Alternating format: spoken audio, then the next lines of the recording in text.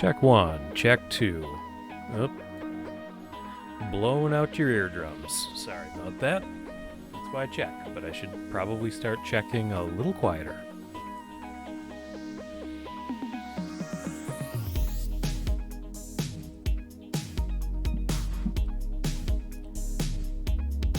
You know what's weird is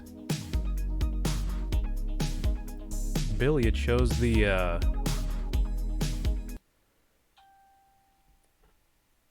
the Dick Tracy shooting comment on the picture-in-picture, but it don't show it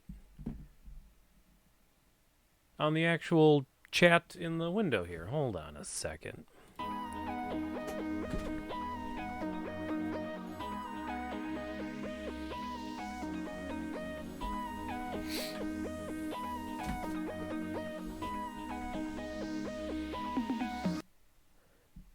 Very weird. I forgot to put my hat on, so I just did that. I don't know if everybody caught that. Give everybody a few minutes. Filter in a little bit. It's that time. Welcome, Billy. Oh yeah, that's the good stuff.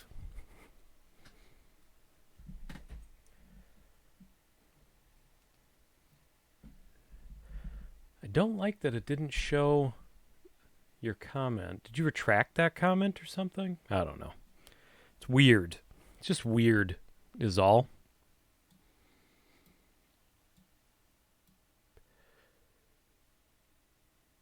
Check one, check two. All right. Levels are pretty... I'm not super thrilled with it. I guess it's all right.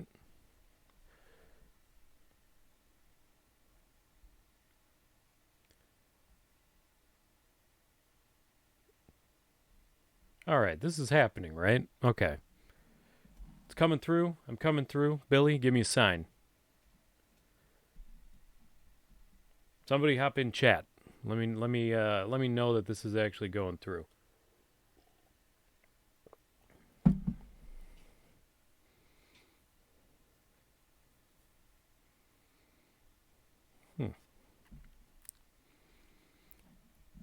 It's the hazard of drinking coffee with a beard and mustache. You have to do this. It's gross.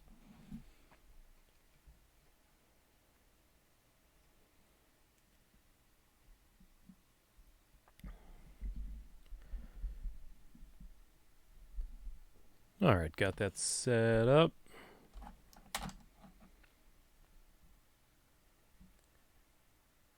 We are streaming.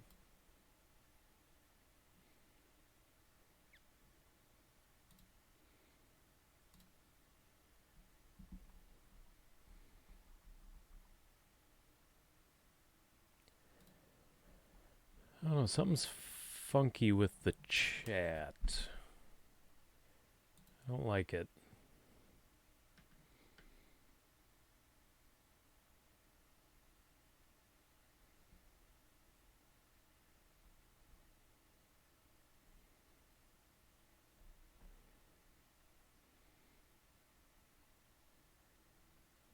Okay. Well, we are just going to dive in. As far as I can tell, things are working, so. But we all know that I've had problems with that in the past. Like that time I did a whole live stream and had it set to private, and it was just me sitting here, so that was super cool. Not very cool at all. Okay, we're just going to start in. Today, of course, is my personal favorite live stream of the of every month, and it is VHS review night. It's kind of the night that I live for. Not gonna lie, I know some of y'all love the thrifting videos. Some of you love the public domain movie nights. Some of you like the trailer roundup videos, which, by the way, we're going to have to talk about because I don't really know if I can do those anymore. There's just live copy claim issues with that. Mainly the problem is if you get copy claimed during a live stream, it, instead of just being a copy claim, it becomes a copy strike against your channel. The stream immediately goes down, and I think you can potentially lose the ability to live stream for a certain amount of time. So the risks are much, much higher for getting copy claimed during a live stream versus a recorded video. So yeah, I'm a little worried about that.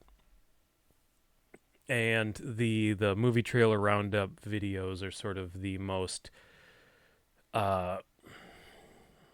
there's just a lot of potential to get a copy claim, and it just could it could just go very bad for the channel very quickly, and that's I just don't want to do that. So we'll have to see about that. But in any case, my rambling aside, VHS review night, the best night of the month. Oh yeah. Tonight it is what did I call it? Invaders from Space was the theme. I picked 4 movies out at random. And unfortunately, 2 of them were not all that random because I didn't realize it, but Invaders from Mars and Lifeforce are both Toby Hooper movies. And they were released a year apart, and they really are kind of companion movies to each other. In fact, in Invaders from Mars, a character is watching Lifeforce on TV. So that's pretty funny. And I did not put 2 and 2 together when I picked out these 4, and it was sort of funny to realize that kind of in the midst of watching these movies. I'm going to start today, though, by you know what? I'm sorry. I just don't trust. I'm really worried that I'm pulling another.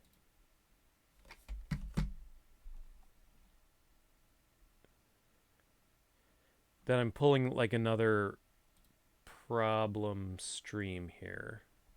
It is public. I don't know. It's very weird.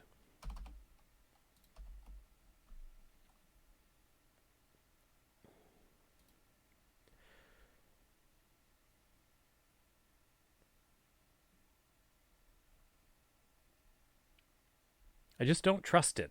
It says there's 2 viewers.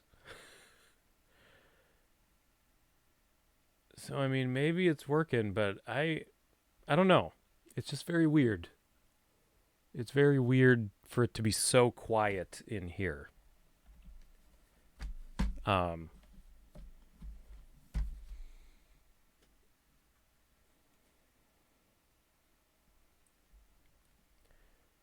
Sorry, folks. If there really are 2 people in the stream, I apologize. For wasting your time right now, but I have screwed the stream up 1 too many times, so I need to make sure that I'm actually live correctly, you know?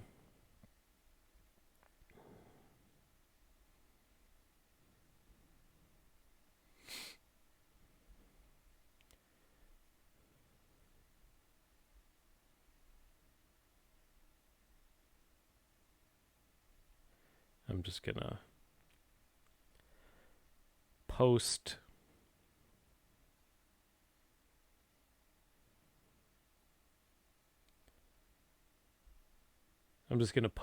to the channel that we're live and see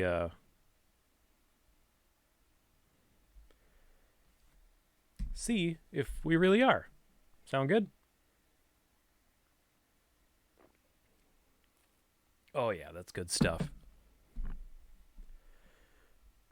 I just worry because it says there's 2 viewers, but when I go into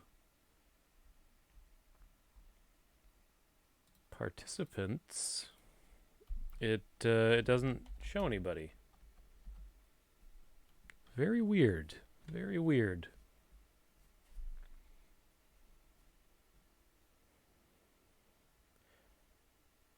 I'll give it a little bit, and if it, I mean, if it kind of is just a quiet night, that's fine.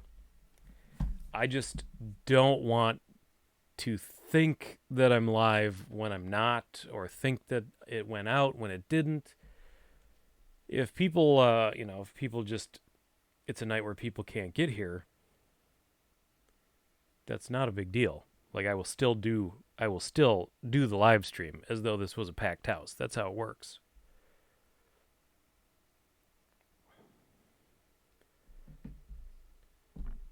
Pussy Centipede, what's going on? All right, as long as somebody's actually that's it. See, now it says 3. See, I don't know. I think there was something weird with the stream. But welcome. And we'll just get into it here.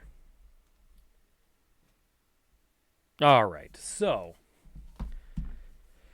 the very first movie that I watched for our Invaders from Outer Space theme night was Day of the Triffids. That's right. You can see it right there. I had never watched this.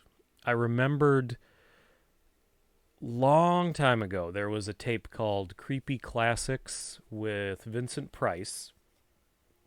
And it was basically a tape where he just watched trailers and clips from old horror movies, and it was like a straight to video little VHS cash grab, and just old Vincent Price going, "Oh, this is so scary," and then he would just go, "A chill went up my spine," and then they would play a little clip from Day of the Triffids or The Blob or whatever. And I always remembered the trailer for Day of the Triffids being always looking really cool in that old-fashioned, cheesy sort of way. And I suppose just never got my hands on it until somewhat recently. Found it out thrifting, and I was very excited to find it.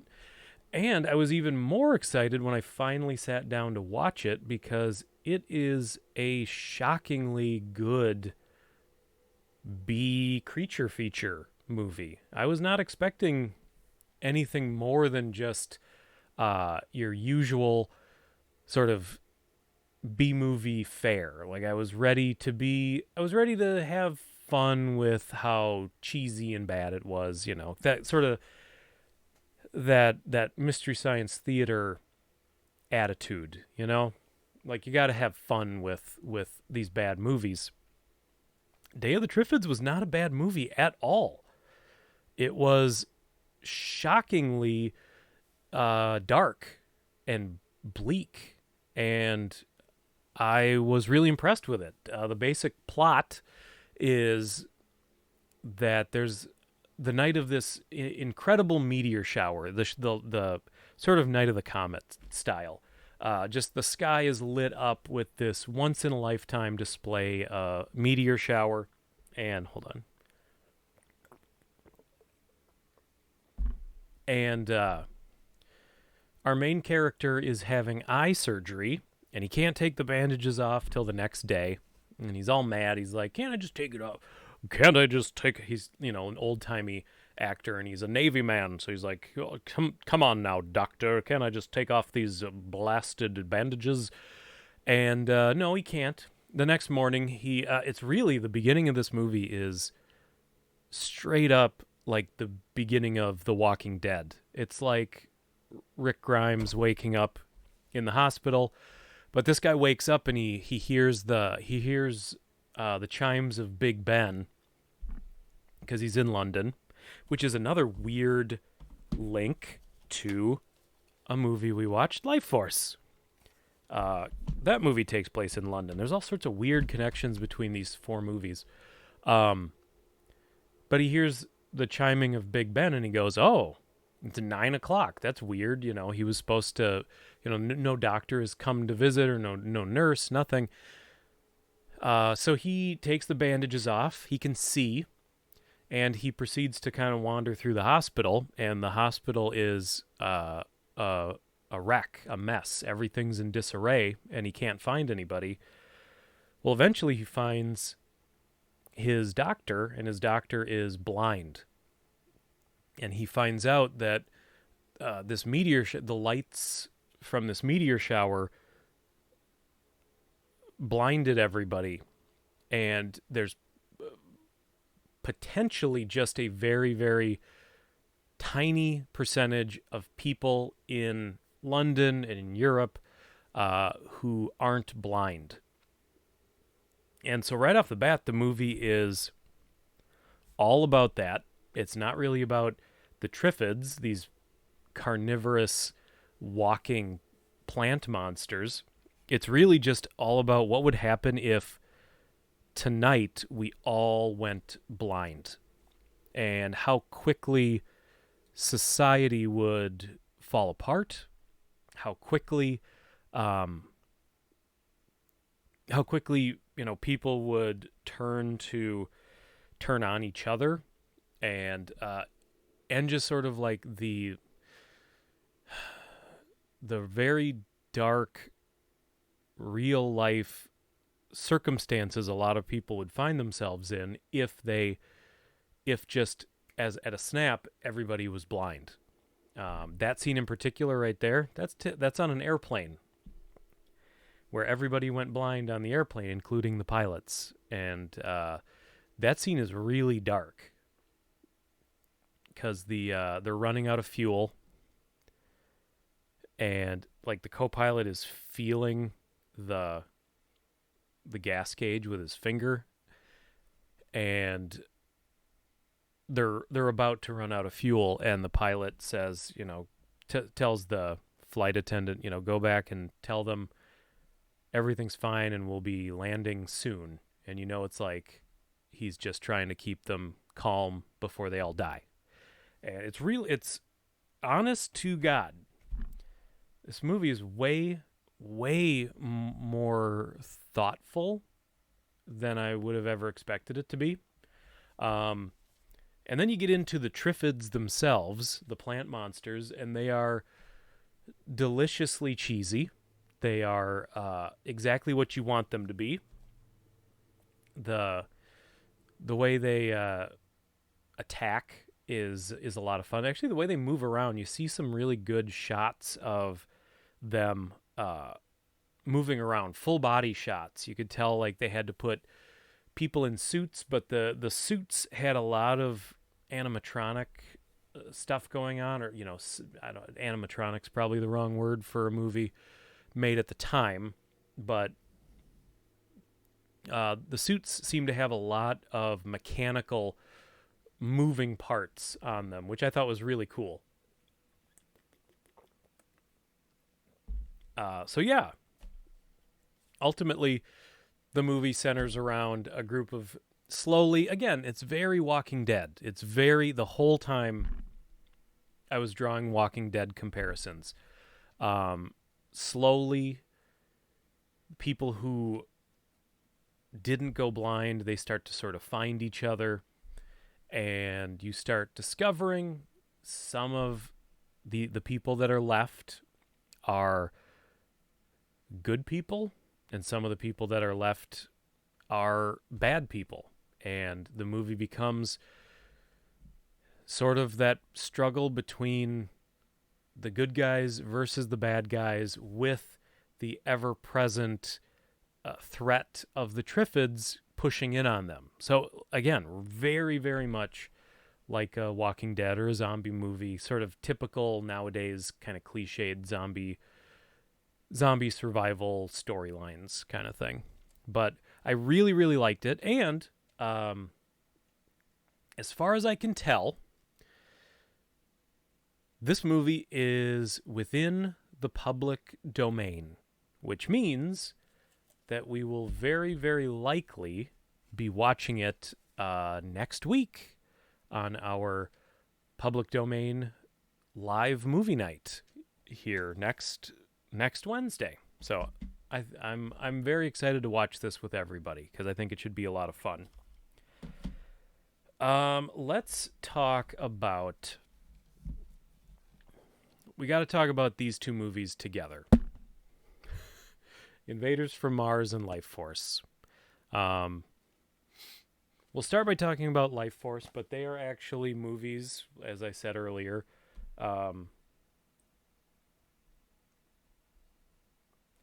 They were directed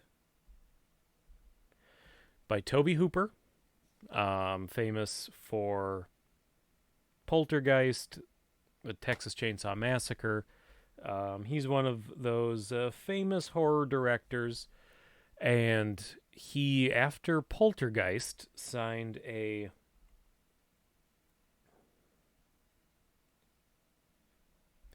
three-picture deal with Cannon Films, the great Cannon Films, and he made, I can't remember what the third one was now. Dang it, I was just thinking about it.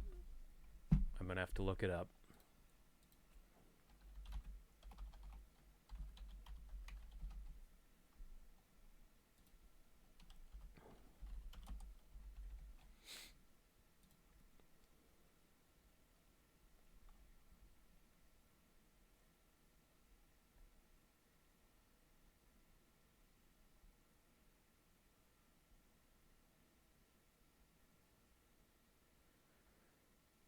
Oh, is it Texas Chainsaw Massacre 2? Huh? That was a Cannon film.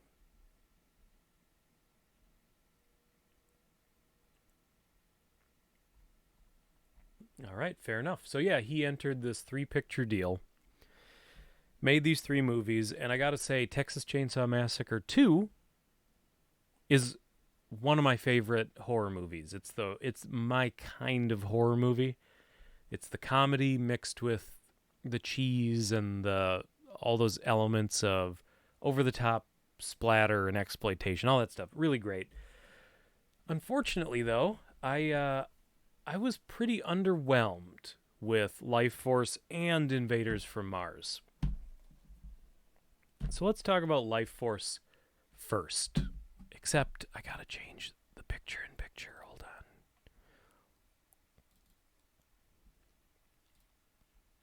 There we go. So, Lifeforce. My biggest problem with Lifeforce is that it is an insane mess.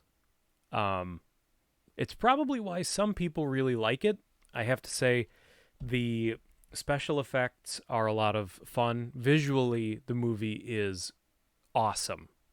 And obviously, I think people who know this movie know the ooh la la factor, the gratuitous female nudity, especially the beginning of this movie, is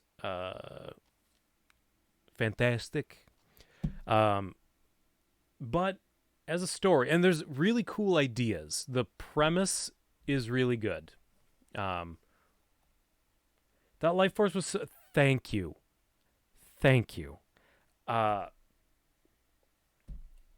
The story itself, the premise is good, but the unfolding of events is boring. That really is a good word for it. But the premise of these astronauts go to investigate Halley's Comet is passing near Earth. They go to check it out. In the tail of Halley's Comet, they find this gigantic biomechanical spaceship. And they go in, and they find hundreds of gigantic bat-like monsters. And they're all dead. They're all just floating in space. They're all dried up. But then, as they explore further, they find what seem to be three humans in, like, little suspended animation chambers. And that's weird, right? Humans on some alien spaceship. Uh, so they take them back to the space shuttle, and we sort of don't know exactly what happened. We don't know exactly what happened. We learn as the movie goes on, but the spaceship shows back up to Earth, and it's burned out, and all the astronauts are dead. But again, they find these humans in these little suspended animation crystal shaped chambers, and they bring them back to Earth. They turn out to be how best to put it, because again, it's a visual feast, but it's kind of stupid. These people will feed off of you. They drain your life force, hence the name of the movie. Although the original name of the movie was Space Vampires, and I think that's a much better title. But they wake up, they like suck the life force out of a person, and that person dries up. They become like the shriveled up, you'll see it in here, like the shriveled up, sort of there, right there, sort of mummified. Gotta go to bed. Hope to catch a stream another time. Absolutely. Thank you for swinging through. Obviously, this stream will be up. You can watch the whole thing after the fact some other time. But yes, Wednesday nights is when I'm here. But in any case, drains the life force, and it's electricity power. It's like electricity special effect that drains the person, makes them look like a zombie mummy. And then that person dies, but then that corpse reanimates and can drain the life force out of other people. But then they need to keep doing it. They keep needing life force to stay alive. And potentially it's like a horrendous pyramid scheme, and just eventually everybody will be these like life force suckers. Well, of course, your main space vampires from the alien spaceship, they escape out into the general population. They're feeding on people. It's kind of a race against time to track them down. I can't remember. I think they kill one pretty early on. But it's really the female. She's like the key to everything. She's sort of the queen bee. You get a really awkward scene right there with Patrick Stewart where he's possessed by her, and it gets weird. But yeah, it was such a bummer because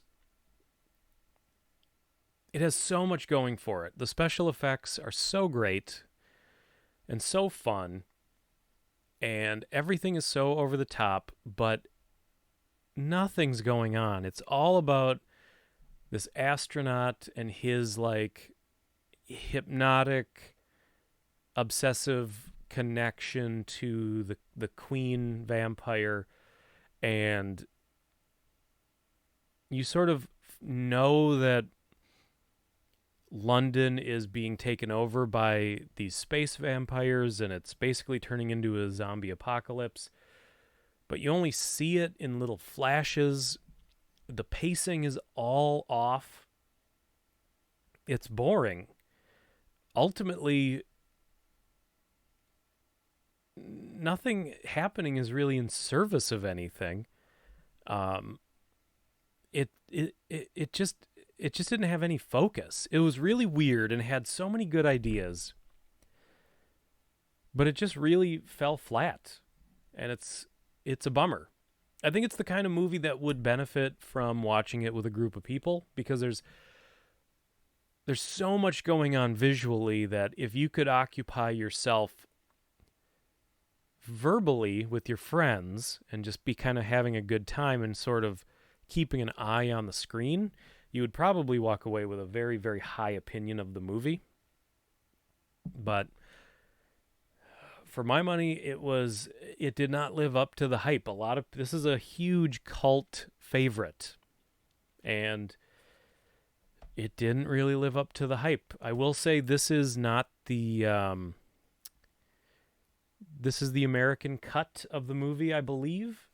I do own the Laserdisc that is the international cut, which is like 12 minutes longer. At some point, I will sit down and watch that because I hear it is the better version of the movie, but probably not anytime soon.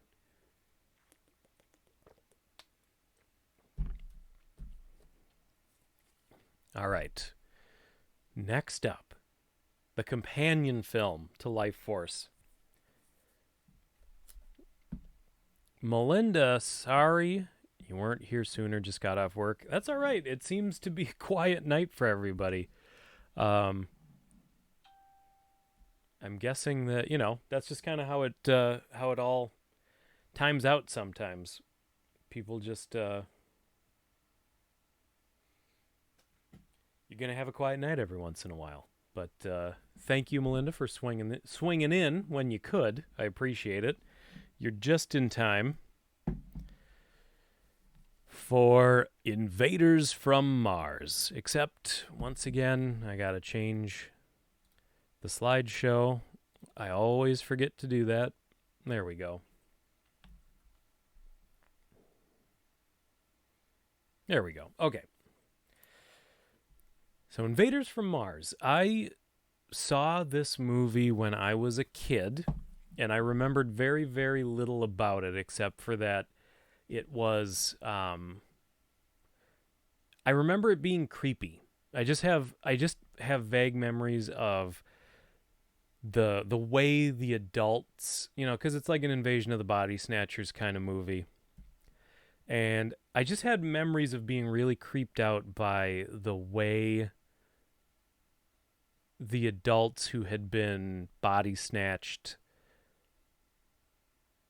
behaved, the way they moved and talked, and just that general feel. I had no memory of the plot or anything. So I was very excited to actually sit down and watch this movie again. Unfortunately, though, this is another case where I was pretty underwhelmed. And I don't know what was so I don't know what was so wrong with it. Like I didn't hate it, and I was never really offended by it. The beginning of, I guess maybe one problem too is that I watched the original, because this is a remake, and I watched the original. I think it's like from 1956, maybe. Not all that long ago. Dagger Deep. Hey, buddy. And probably the first over, at least the first half of this movie is almost a shot for shot, almost direct remake of that old 1950s version, and it really shows. Like it's very, very slow and very boring, and it just feels so old-fashioned, and not in a good way. It just felt very, very tired all the time. It was just slow and quiet and tired, and eventually it gets to the goods, what you're seeing there. It gets to this special effects extravaganza with the military going in, what do you call it? Not invading, but what's the word?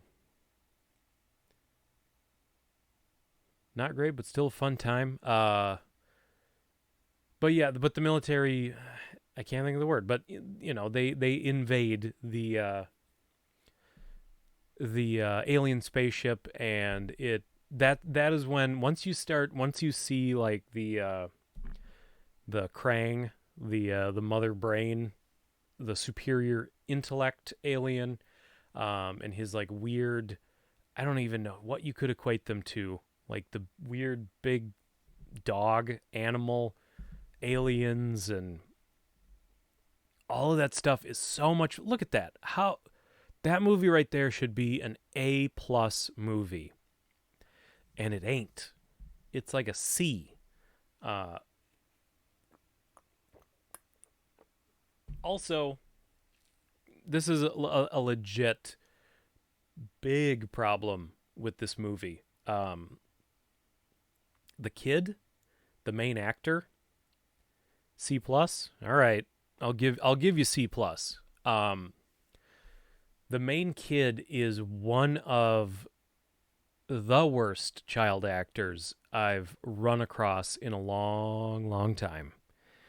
And the beginning of the movie is so boring that I didn't notice how bad he was. But once you get into the good part of the movie, like that last 20 minutes, he is because when the movie gets good, when like when the tide rises in the movie, he doesn't rise with it, and his incredible shortcomings become really, really obvious. He kind of ruins what is the best part of the movie. He just absolutely falls completely flat. His acting is embarrassing. Bad is probably the wrong word. Embarrassing is probably the best possible word. It was really. I cannot believe. Like, this was supposed to be. Lifeforce and Invaders from Mars were supposed to be the gold tonight. They were supposed to be the home runs. And shockingly, what was a home run? Day of the Triffids. Day of the Triffids was a friggin' A movie. I'm not going to say A+. And maybe I shouldn't even say A. But it's at least an A-. It is a solid A-. And I would have never thought, going in, I kind of try to pick, movies that I think are going to be solid.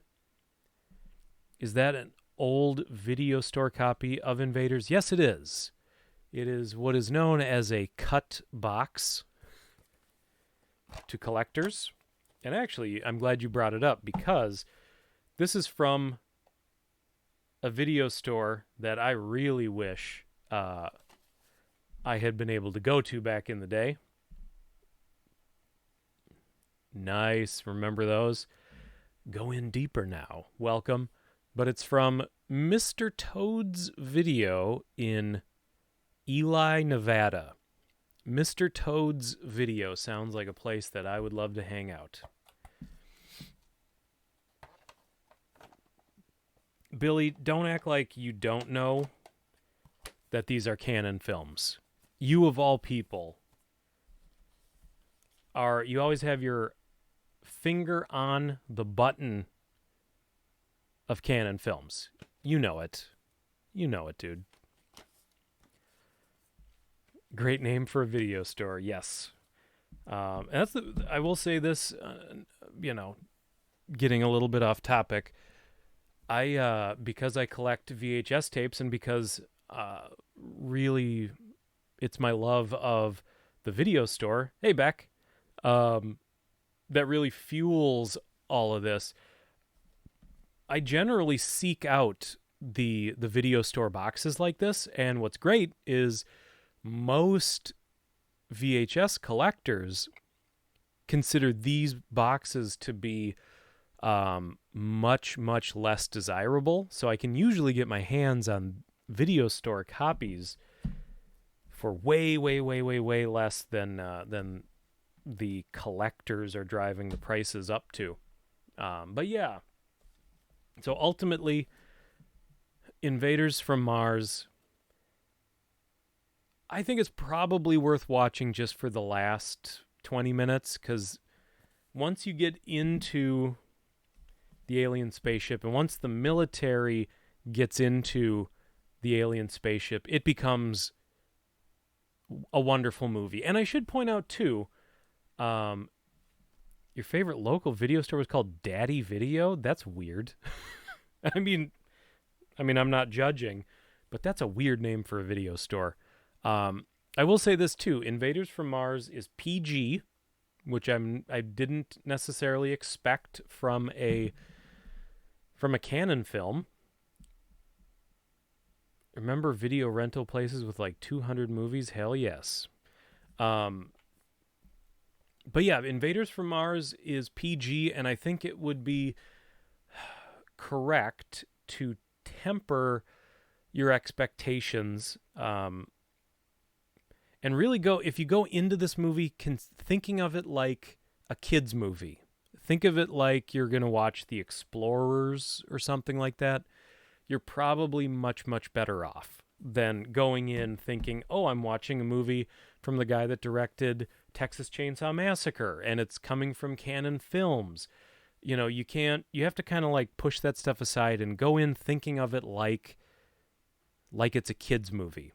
And I think that would, you'd probably have a little bit better experience. You had a rental place in town called Video Time 2. I always wondered what happened to the first one. Yeah, that's weird. I wonder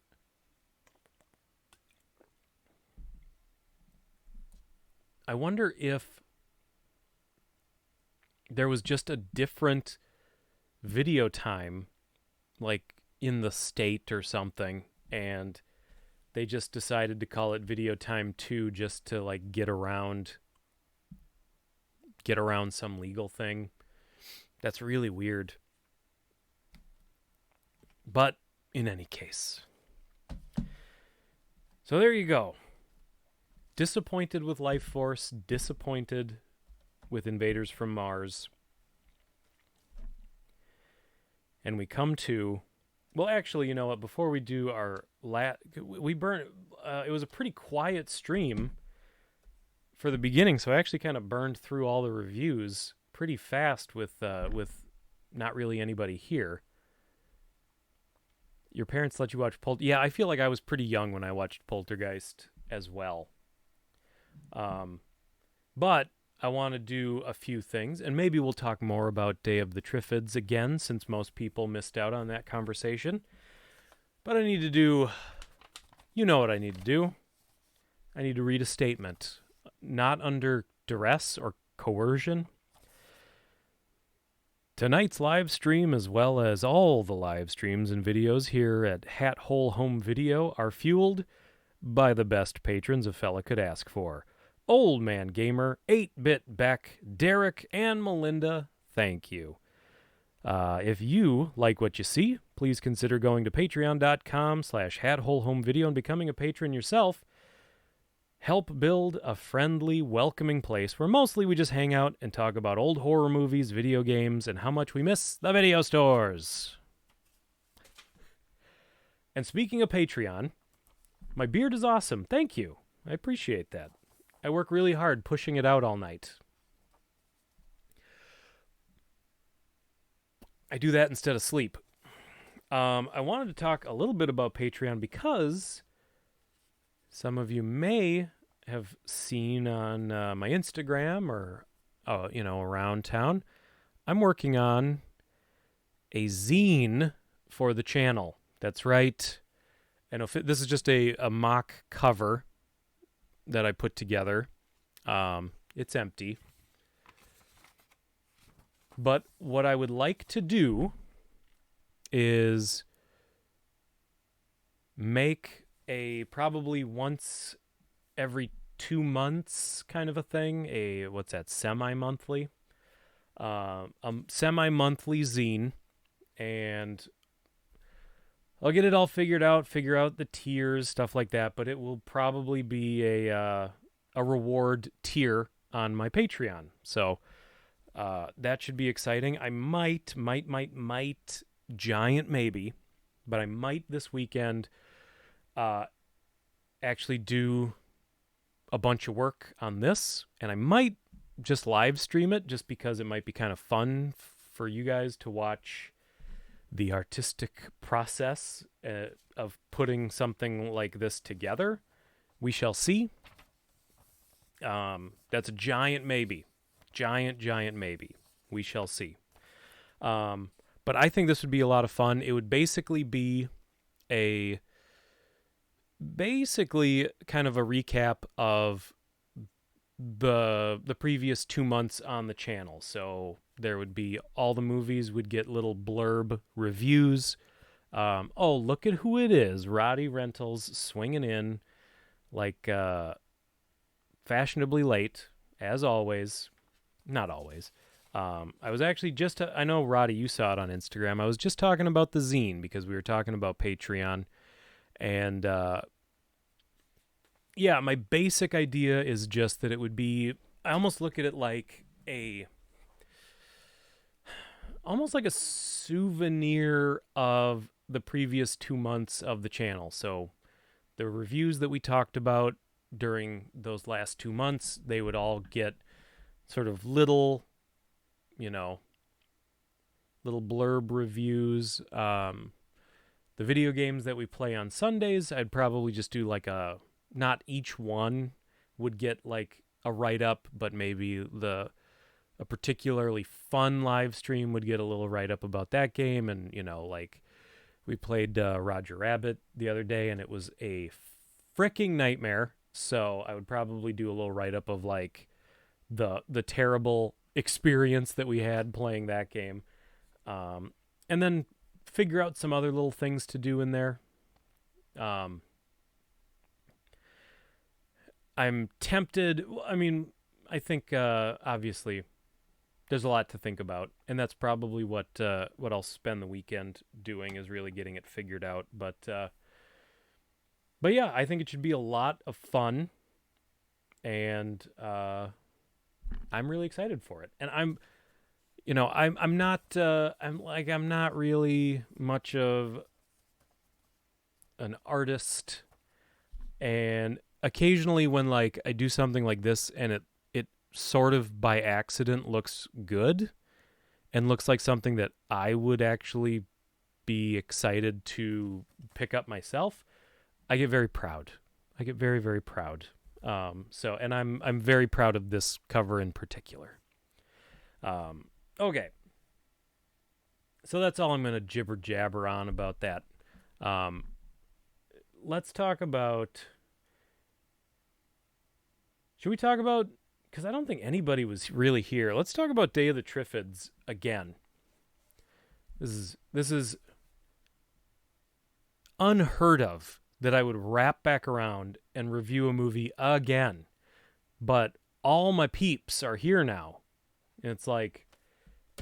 I'm pretty sure that I actually reviewed this movie to no one when I first said it. Oh my God, look at Rewindings for Losers is in the chat as well. Okay, let's talk about Day of the Triffids.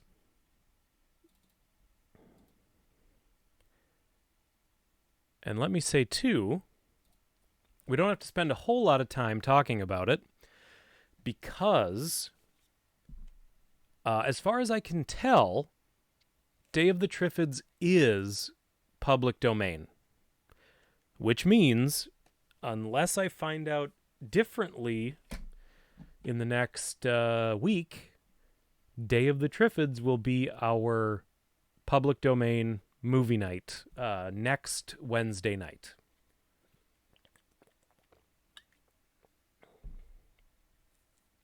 See, Dagger, you're thinking the same thing. So I don't want to... So knowing that, I don't want to necessarily talk a ton about it, but I will say this, that when I picked these 4 movies out at random, just based on the theme of they came from outer space, I sort of picked this movie. I wanted to watch this movie, but I had realistic expectations for it. When I was young, there was a tape called Creepy Classics with Vincent Price, and it was like just this straight to video, pretty short little video where Vincent Price would basically just I don't even know how to describe it. He kind of hosted this tape, but it was really just showing little clips from old horror movie trailers, and maybe just some little clips from the movies themselves. And it would cut to Vincent Price. And he was old at this point, and he would just go like, "Oh, that was terribly scary," and then they would show a little clip from like the trailer from the old Blob movie or whatever. It was really weird. But it was really fun. I loved it. I loved all those old trailers. And the Day of the Triffids trailer was in that tape, or part of it was. So I always had this, like, Day of the Triffids was always a movie that was in my movie vocabulary. Oh, you like? My Vincent Price impression is better when my throat isn't killing me. It's killing me tonight for some reason. I'll try it again. The horror. This is going to be so terrible. What's something Vincent Price says? Like, there on the back of the car handle door was a hook. I don't know. Okay. It's not that good. All right. My secret is my Vincent Price impression is not good. Okay. We established it. Give me a month to work on it diligently, and I could probably have an okay Vincent Price impression. In any case, I found Day of the Triffids, I think, at Half Price Books not all that long ago. And it's been hanging out in the collection. I've been wanting to get to it, so this was a perfect opportunity. And I sat down to watch it, and right away, this movie was so good. Day of the Triffids is like the breakout star of tonight's reviews.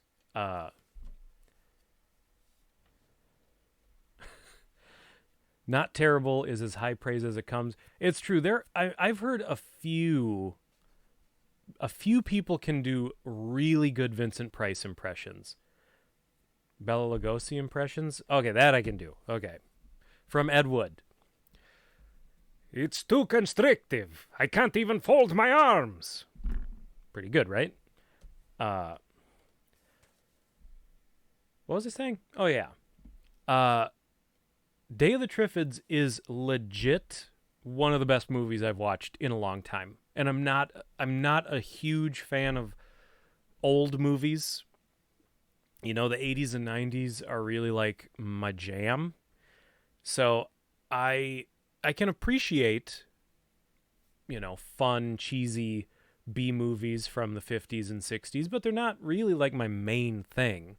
And usually when I enjoy them, I enjoy them because of the cheese. I enjoy them because they are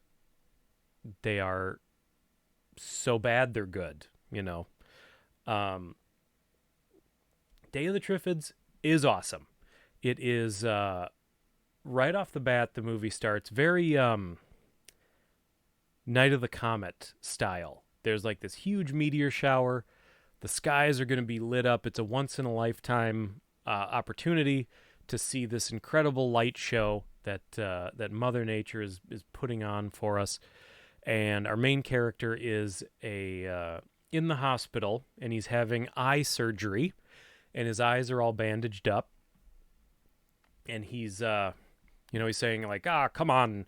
Of course, it's an old movie, so he's like, hey, come on, Doc, let me take these bandages off my face. He doesn't really talk like that. But he does talk like, he is like a man's man. He's like a Navy man. And it's a movie where I think like it's in London, and he's like in the American Navy, and I guess he's there for this eye surgery, whatever. But he is like, Doc, you can't tell me. I lost it. I lost the voice. My throat's killing me. It's hot in here. What does he say in Step Brothers? It's like, it's hot, and I've had a sore throat all day. But yeah, he wakes up the next morning, and it's very Walking Dead. He wakes up in the hospital. It's dead quiet. Nobody's around. He hears the chimes of Big Ben, and he figures out that it's like 9 a.m., and that's like nobody. It's weird that nobody has come to check on him or anything. So he takes the bandages off, and he can see. He does have his sight, and he proceeds to look through the hospital, and nobody's around, and the whole place is in disarray. It's all just destroyed. Which it's kind of like, why didn't that wake him up over last night? Like, you'd think the noise of a whole hospital being trashed would have woken him up. But in any case, he finds his doctor, and his doctor is blind. And he discovers that pretty much everybody in London, and probably pretty much everybody in that hemisphere, take your pick, has gone blind. It would be like very certain circumstances that would have allowed you to like escape the rays of the meteor shower and keep your sight. So right off the bat, the movie becomes very dark and starts dealing with the social implications of what if everybody went blind right now? What would happen to society? And the truth of that answer, or of that question, the true answer to that question is really nothing good would happen. It would be real bad for everybody. And the movie gets really into the particulars of how bad that would be. And that's kind of the beginning of the movie. And that's the beauty of this movie is it's two movies. It's the movie that's about everybody going blind, except you'd be generally considered more attractive. I mean, that's true. You do have an angelic voice, although they'd be like, "Can I feel your face?" And they'd feel it, and like they'd pop your eyeball out, and your lower jaw would fall off, and they'd be like, "Oh, you have a kind face." But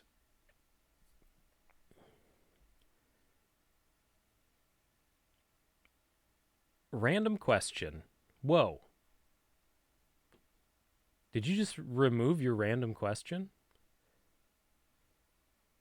As long as you have a nice voice. Dagger Deep, I saw your question, even though you retracted it over here. Or did you retract it? I don't know. I'm going to answer it anyway, because it's not an interesting story, but it is a little funny. When you retract, I don't know. I don't know what's going on in the chat. How did Dagger asked, how did I come up with the name for the channel, Hat Hole Home Video? And the answer is one day, long ago. Here, gather round, children. I was standing right over there, chopping that tree when it began to rain. One day, I thought to myself, this part of the hat, where your head goes, this part right here, everything has a name. The little plastic ends on your shoelaces, those have a name. Every little thing has a name. And I thought to myself, I wonder what the hole that's in a hat that you put your head into, I wonder what the name of that is. Because everything has a name. And I looked up official patents of hats, because I wanted to know what you called that hole. And on multiple hat patents, or hatents, as I imagine people who hold hat patents would call it, on multiple diagrams, I kept seeing the words hat hole. And I thought that was the funniest, stupidest name for the part of the hat that you put your head into is officially called the hat hole. And for better or for worse, that I happened to discover this stupid, hilarious bit of trivia right as I was creating. Oh my God. Matt, lol, happy 420. Is it 420 where you are? Or is it? I bet you it's 420 wherever you are, whenever it is, if you know what I'm saying. But yeah, I just happened to be getting a YouTube channel up and running right at the time that I discovered this funny little bit of trivia, and that's where the name came from. And I can't necessarily say that I'm super happy I went with it, but there just kind of comes a point where it is what it is, and you just go with it, and you just embrace it, and it is a little bit of your identity, you know. Beats Noggles home videos. Is that are Noggles? Oh, not are Noggles the little tips of the shoelaces?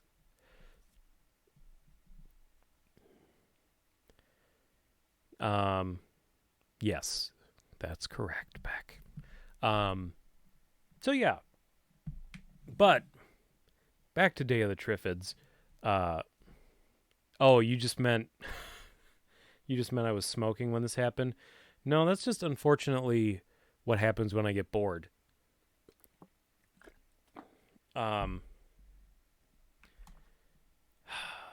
Day of the Triffids.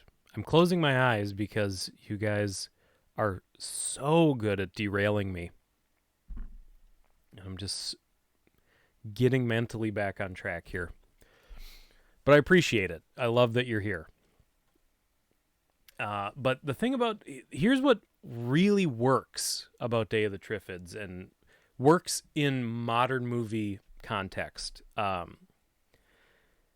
It does a really, really good job of balancing what is actually kind of a serious story with serious issues and implications. The kind of the what if scenario of everybody going blind and just a small percentage of people who still have sight. It's very Walking Dead because you have a lot of the people that start kind of grouping together who still have their sight. Most of them are good people. And they're trying to even, like save other blind people. They're, trying to like create safe houses and, take care of them. But then there are people who, by chance, kept their sight, who are not good people and who are using the situation to their own selfish. Well, I'm blanking on the word, but they're just exploiting the situation for their own selfish gains. But then, so that's like story. I would say that's the main story.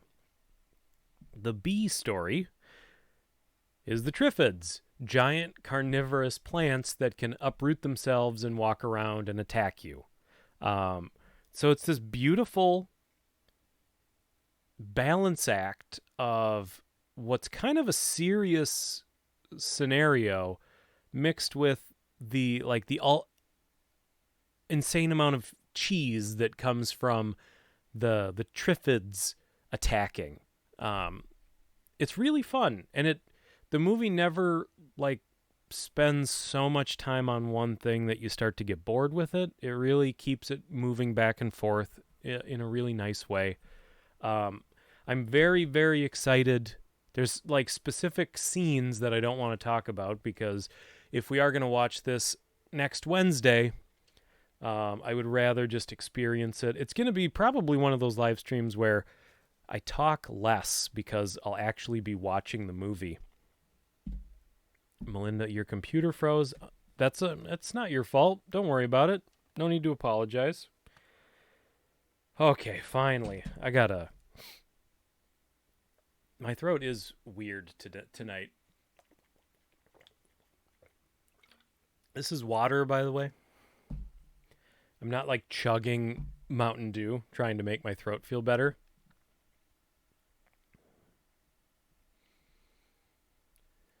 Putting it the way you describe the Triffids almost sound like an afterthought. Maybe studio demand for the picture.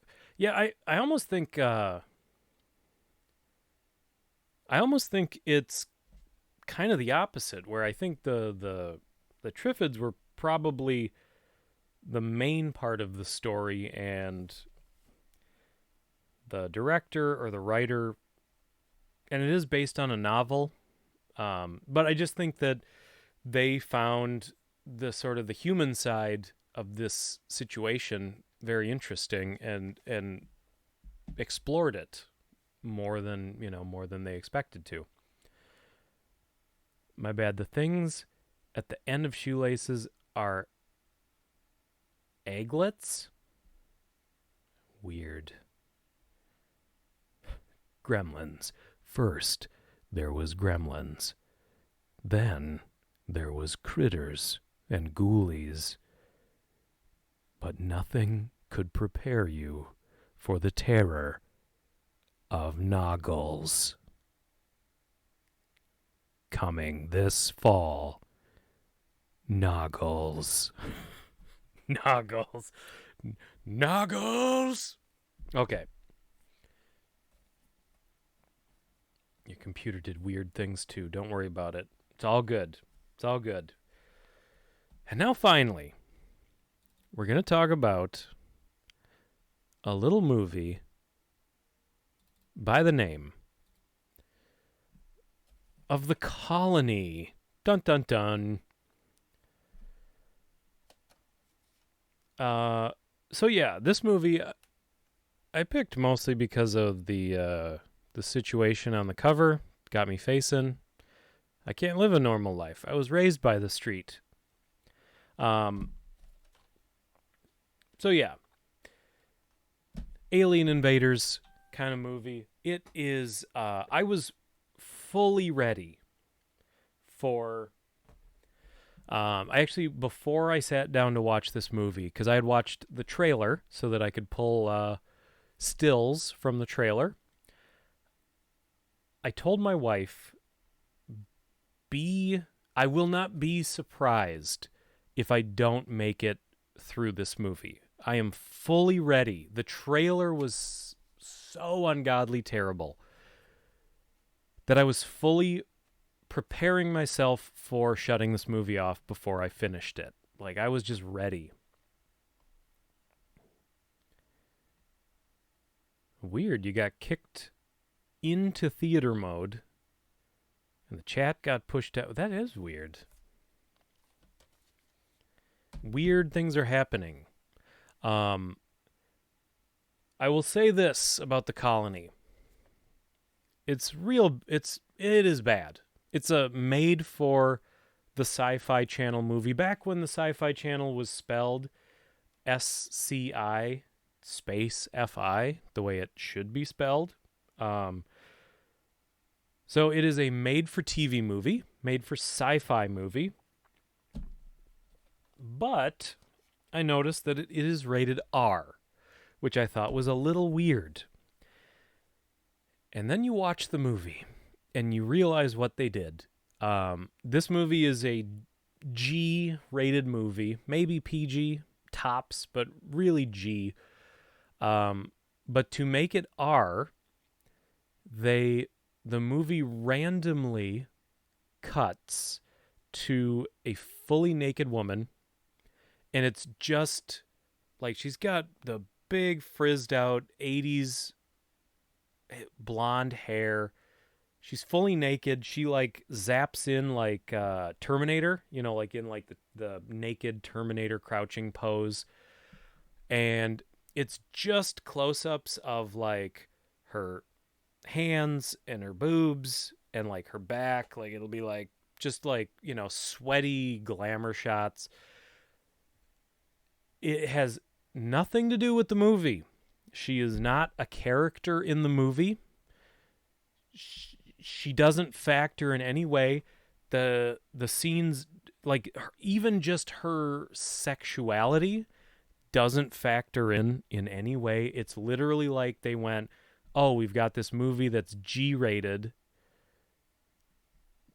Putting a G on the back of a box doesn't get tapes rented, okay? So we got to make it R.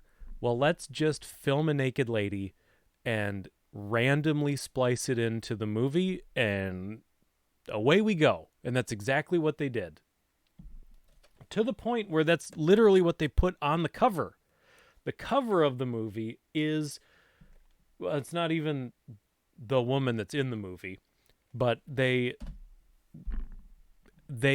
purposefully repackaged this movie to be something that would be a little more titillating and obviously rent a few more tapes out. And it worked on me because I bought it for like $1 on eBay, and it's embarrassing.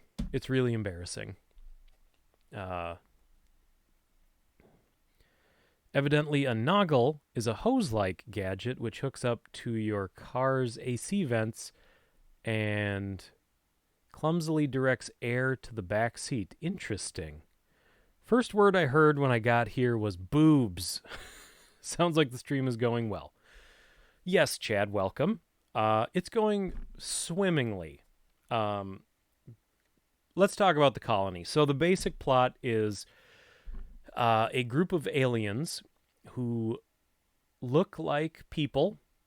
They're apparently some sort of artificial... Okay, so the aliens are like weird squid monsters, and their bodies are in like cryotubes, but their consciousness is transmitted into these human-looking, what I guess are some kind of biomechanical robot. They're synthetic humans, because they have to be electrically charged daily, which is really funny because it's like they have to well, when the still of it comes up, we'll point it out, but they have to lay down in these like sort of diagonal beds right there. I knew it was going to show up. They have to lay down in these beds, and it's like a glowing dildo pushes into their whole head, and then they have to sit there for an hour.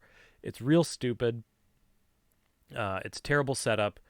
And what's also funny is they just wear regular clothes. So like the evil alien leader is just a guy wearing like a zip up track jacket, and for no reason, because I don't think he never even goes to Earth.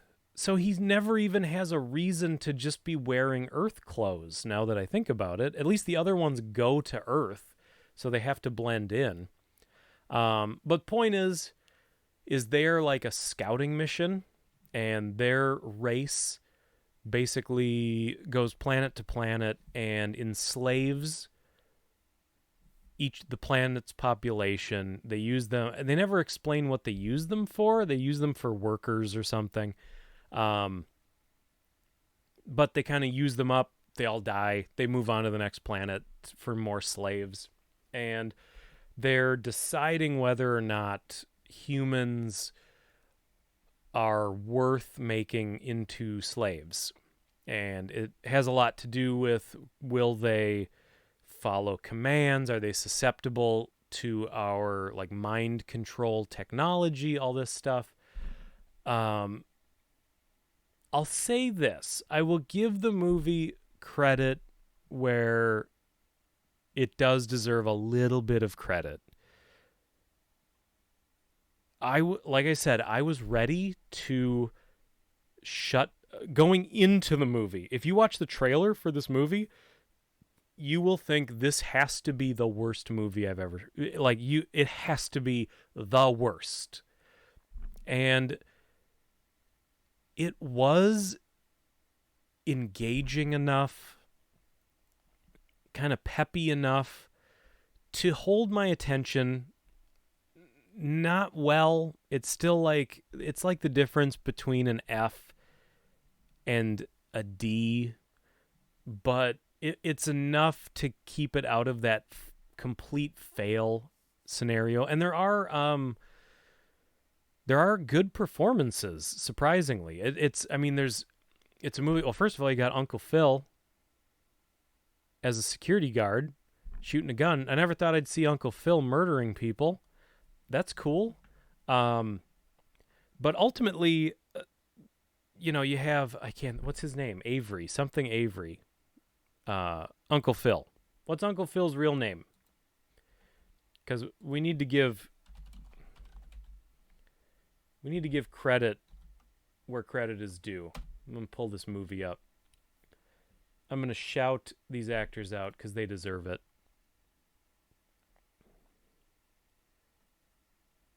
Yes.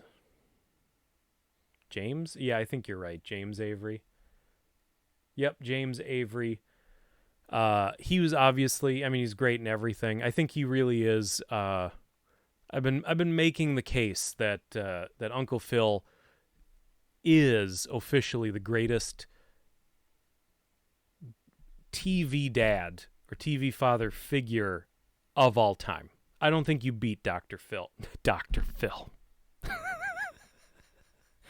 I don't think you beat Uncle Phil.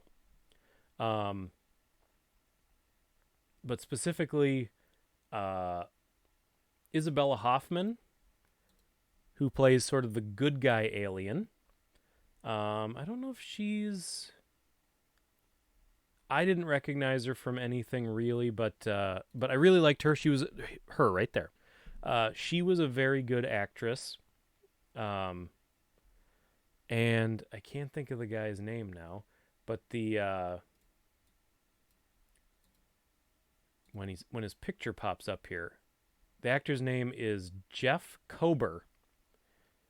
I know there's a slide of him in here. I'll point it out when he swings through. He is an actor that I've seen in a couple random things. Specifically, he was a character in Buffy that was sort of like a drug dealer, but he dealt in black magic. And it was, if you know Buffy, it was when Willow was becoming addicted to magic. And it was literally like a drug that she was addicted to. And he was sort of like the sleazy, him right there. Can't you imagine him as a sleaze? He was actually really, like, his character I liked the most because he was in this movie, because they sort of set him up as a little bit of a creep, but when the shit hits the fan, he turns out to be actually like a pretty stand-up dude. And once they're kind of in this situation, he doesn't double cross anybody, he doesn't sell anybody out. He's just a stand-up guy. And I like that,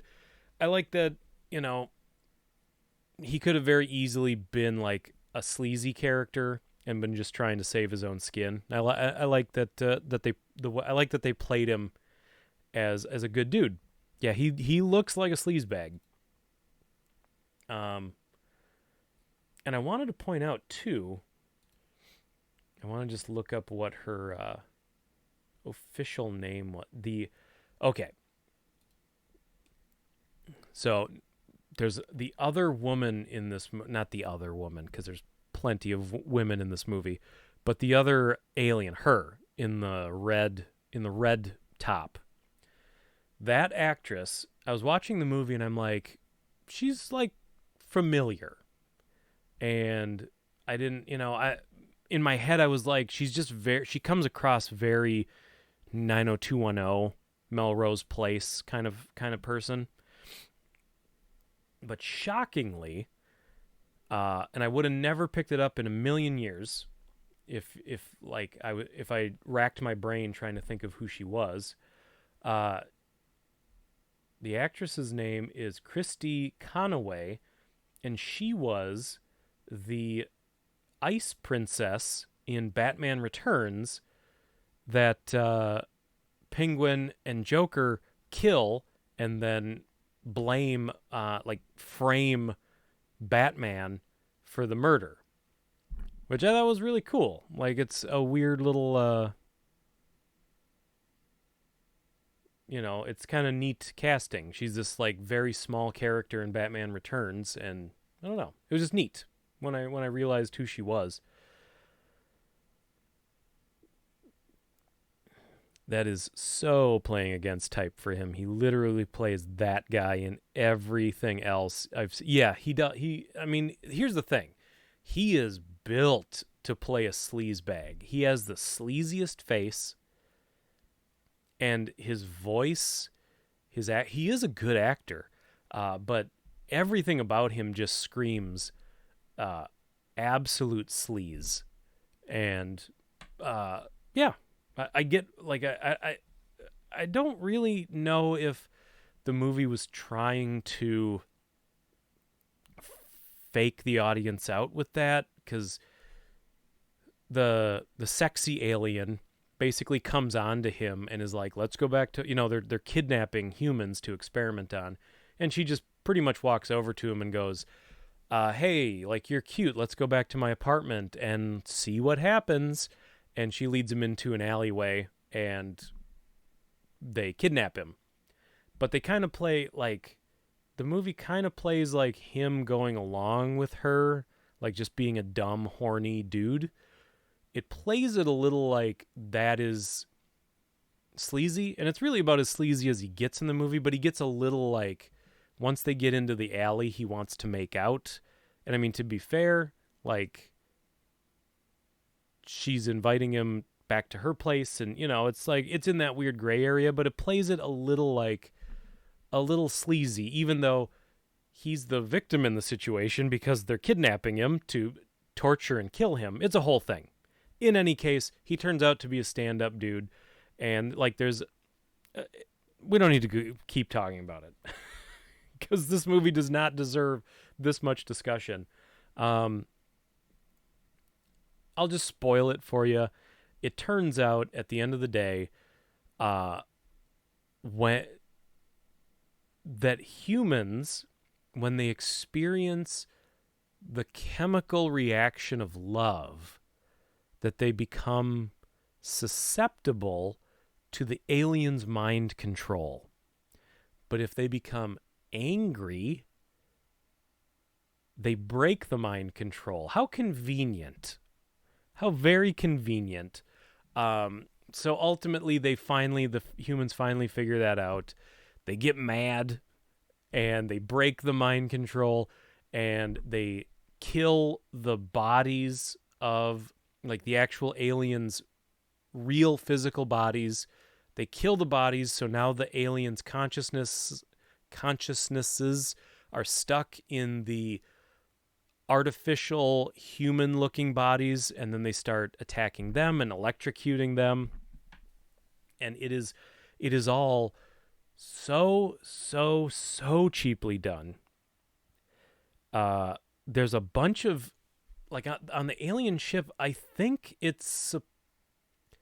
there's a lot of green windows, and I get the feeling that they were supposed to be green screened out and, like, a star field put in or something, and then they just decided not to bother and just left the green screen green, and they were probably just like, well, that looks all right, and it's cheaper to just leave it. It wasn't the worst movie in the world. I made it to the end, which I was really, really surprised by. But I would never recommend it. It was barely passable, and it really only crossed the finish line because it had a few very charming actors, and performance carried it, just crawling across that finish line. I can't say, I really can't say anything else positive about it. It was really not. I think F minus. You know what you got? F plus. Click.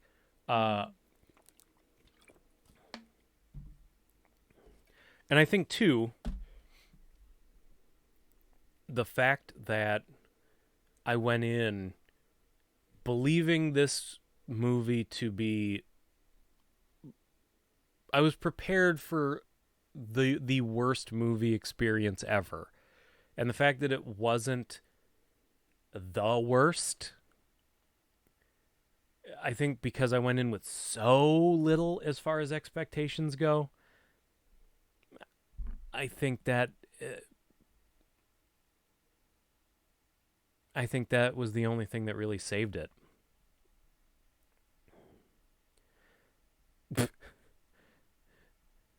You'd love to see on a video yeah, my glowing review. I made it to the end. Hat hole home video. Yeah, that really is the biggest positive I can say. Yeah, I guess that's our movies, man. Wild, wild one, wild one. I don't know what we're gonna do for. I do want to get some t-shirts going again. I used to sell. I used to have a couple t-shirts. But I definitely do want to look at that again because it would be fun. Yeah, see, that's the thing is it's not the worst. Go in. You would rock that t-shirt? Hell yeah, you would. I made it to the end. That is funny.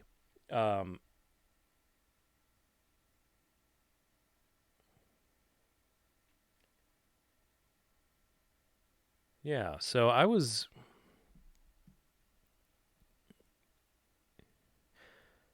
just thinking about what. I mean, obviously we got to. This is what keeps happening to me.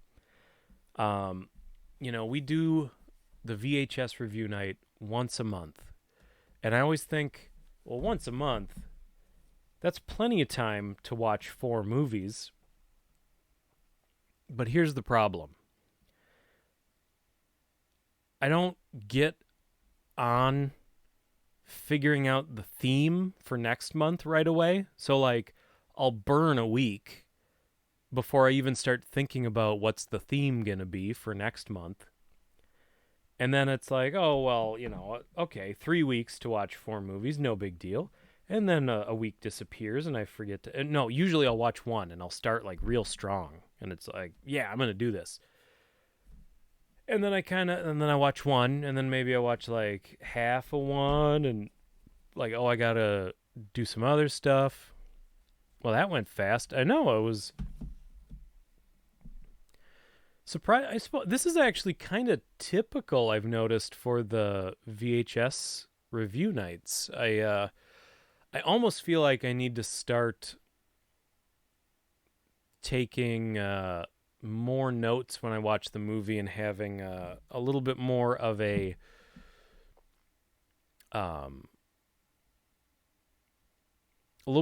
format. I don't even know if these reviews are still up on the channel, but I used to review movies based on the 5 film fundamentals. And it was, I would walk through each element of filmmaking. It was the story, the cast characters, the pacing, the tone, all that stuff. Yeah, Beck, you've been around forever. You definitely would remember those. And I almost think it would be fun to bring some of that stuff back, if anything else, just to give us more time to hang out on the stream. Did you ever get that? No, I still haven't. Oh man, lately I just feel like I have no time, but really I do. I guess there's just those like certain things that I just keep forgetting to get around to. And it's right there. It looks so nice. I gotta crack it open and give it another try. I did work for a while on that big, like 40-pound Betamax, but I couldn't get that thing couldn't breathe any new life back into it. But yeah, I'll have to figure out the next theme real quick and get that going. Oh, I did want to say too that I'm probably going to not do the movie trailer roundup videos for the foreseeable future, because I have learned that copyright claiming a live stream works differently than copyright claiming just a video. And if I do something that gets copy claimed on a live stream, I get a strike against the channel. And that's bad. That's really bad. And the live stream would immediately go down. I think I would actually lose the ability to live stream for a certain amount of time. It could very easily turn into a whole thing, a big thing. So, I will say, obviously, the next Wednesday, we're gonna do our public domain movie night, and like I said, it's probably gonna be Day of the Triffids. But the next Wednesday after that would normally be movie trailer roundup, and I think instead, what we're gonna do is, I had an idea a while back, and some of you sounded like you would be into it, but I want to do a choose your own adventure stream where I pick a random, and of course, I had some sitting here. I have an extensive interactive fiction collection. And I thought it would be fun to hang out because, again, this channel's all about our sort of collective nostalgia, and that's the idea. The idea is we would sit down and I will read, and you will make the choices. And I think that would be a lot of fun. And it would be nice to do something that I don't constantly run the risk of getting the channel shut down over. So that, I think we'll try that out. We'll obviously talk about that a little bit more moving forward. I'm trying to think if there was anything else that I really wanted to talk to you guys about. Guillermo del Toro claims when he isn't shooting a movie that he watches at least 2 films every single day, no matter how busy he is. I aspire to be this, but it seems impossible. Yeah, no kidding. Well, but see, that's the thing, is if he isn't shooting a movie, he has the time to watch 2 movies a day. Chad says we got to do a patriotic theme for July: Iron Eagle, Red Dawn, Rocky IV, and Stripes. It's not a terrible idea. And I do love all of those movies. I will take it under consideration.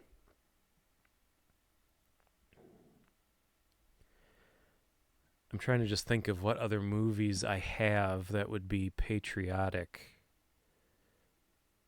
I have to think about that. It's not a bad idea. Not a bad idea at all. So yes. I don't know what I'm just looking around. Yeah, I guess we will probably call it a night. I just want to, for anybody who wasn't in the chat earlier, I do want to bring up the zine that may or may not be coming. It's a maybe right now, but the Hat Hole Home Video official zine is something that we will definitely be talking about moving forward. My thoughts are that a digital copy of the zine would be any patron, regardless of the amount, would get the zine in digital form, and then over some certain amount, whatever that would be, would get a physical copy mailed to them. And I did do some investigating, and actually I was worried that it was going to be something that I would have to limit to the continental United States. That doesn't look to be the case. I think I can pretty safely offer this reward to anybody pretty much anywhere in the world. So that really excited me, because a lot of you guys are from all over the world, and I hate doing things that only some of you can partake in. And I really wanted to do something. I really wanted to do something physical, you know? We're obviously all people who value the tangible nature of media from the old days. The fact that, you know, I own the colony. Here is the tape. It's not on a streaming service. I don't need to pay a monthly fee to watch it. I don't have to, even if I pay a monthly fee, maybe that streaming service goes out of business someday, and then where is this movie? There's obviously something special about being able to put something on your shelf, hold something in your hand, and I want to at least explore the options of leaving something physical of my own. And long live the old flesh. I'm not joking. I thought about just mocking up this fake cover. I was going to put that along the bottom here, because I love / am disgusted by Videodrome. I think it's an incredible movie, but very upsetting in many ways. So yeah, we'll see. And it should be fun. Like I said, again, I don't know who all was here, but I maybe, and obviously I will post something ahead of time for people to know, but I will probably spend a certain amount of this weekend working on ideas for the zine and formatting and, you know, just figuring out the contents.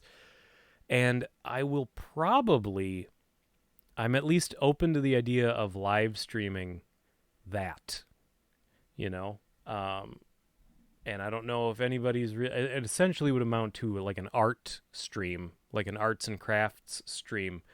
But it would at least allow me to kick around ideas with you guys while I'm working on it. And you guys might enjoy kind of seeing the process of how something like that comes together. Who knows? It's a big maybe. I might just want to be a lazy lump and lay on the couch all weekend. But we'll see. Yeah. By the way, Society... you're going to be upset with me, but I have never watched Society. I own it. I actually own it on Laserdisc. I think it's in that one right there. But I have not sat down to watch it yet. I actually wanted to... It was something that I kept always wanting to do something special with as far as reviewing on the channel. Like once I got the Laserdisc, I was like, okay, I'm gonna do like a night where it's like I watch Society and Reanimator, and you know, like I was gonna like figure out like a special thing to do with it, and then I just never got around to it. But yeah, we'll have to figure out a theme that involves society, so I can actually watch it as part of a review night. Obviously, it won't be a VHS review night. We'll have to do a Laserdisc review night one of these upcoming months. But yeah. Oh man, I suppose I'm just running out of steam in a major way for no reason. Ew. So I guess I am gonna head out, but thank you everybody so much for coming in and hanging out and kicking ass and taking names. The stream ended strong. It was really weird for like the first, I don't know, more than a half hour. Nobody like showed up to the stream. Like one person showed up to the stream, and I appreciate that person. But it was funny how like everybody flooded in kind of all at the same time, and like the stream just like all this life got breathed back into it. Hope you have a great night. It was fun as always. I'll see you on the next stream. Yes. Thank you, Melinda. I will see everybody. That's my cue. I'm gonna quit my jibber jabbering. And thank you all, and I will catch all you alley cats and you dirty dogs on the flip side. Bye-bye.